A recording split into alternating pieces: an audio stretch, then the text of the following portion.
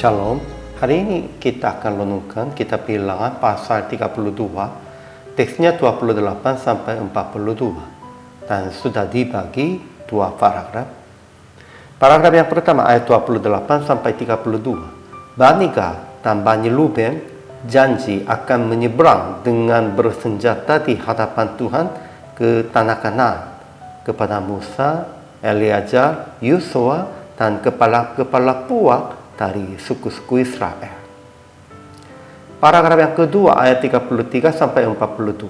Bani Gad, Ruben, dan setengah suku Manasye, sehingga mereka membangun kota dan kandang di sebelah timur sungai Yordan.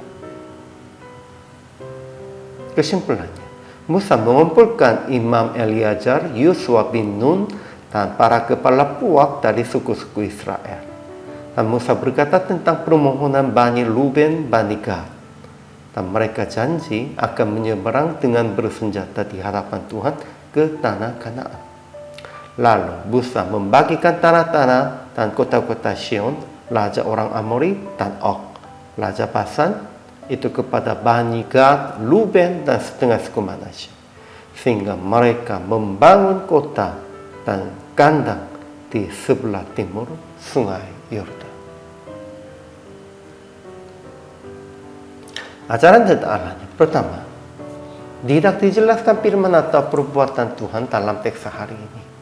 Kedua, tetapi Tuhan tetap menyertai orang Israel dan membimbing mereka ke tanah Kanaan.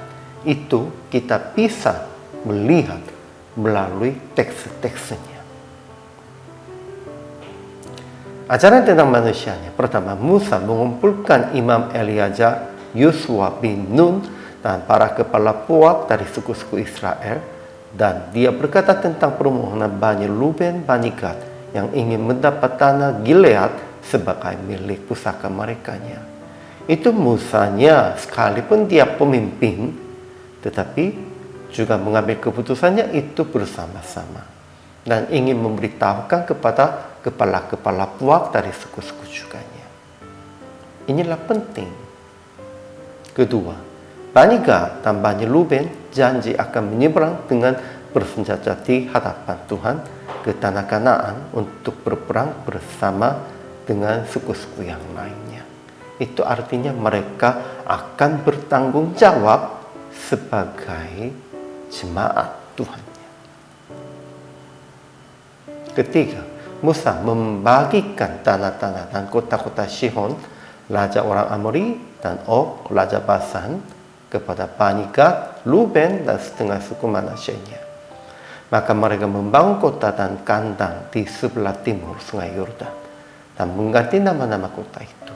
Mereka hanya segera melakukan itu supaya tetap segera menyeberang sungai Yordan dan segera taklukkan tanah Kanaannya untuk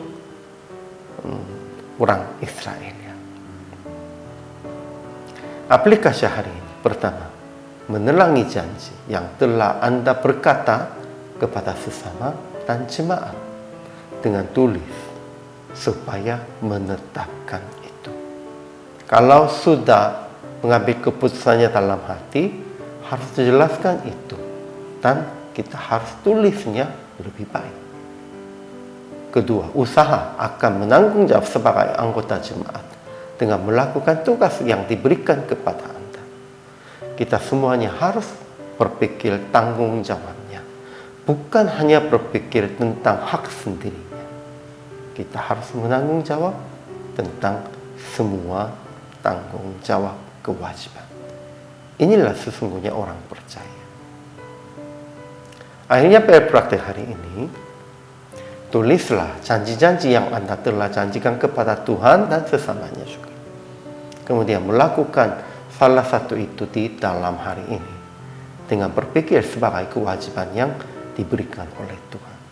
Ya, kalau tidak ada janji tidak apa-apa, tetapi kalau sudah ada janji demikian itu yang sudah ingat dan tulis tetapi masih belum menepatinya, hari ini melakukan untuk menepatinya salah satu. Bukan semua, namun salah satu pun hari ini usaha aja.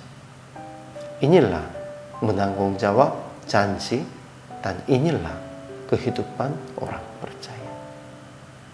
Hari ini juga selama melayani, Tuhan Yesus memberkati.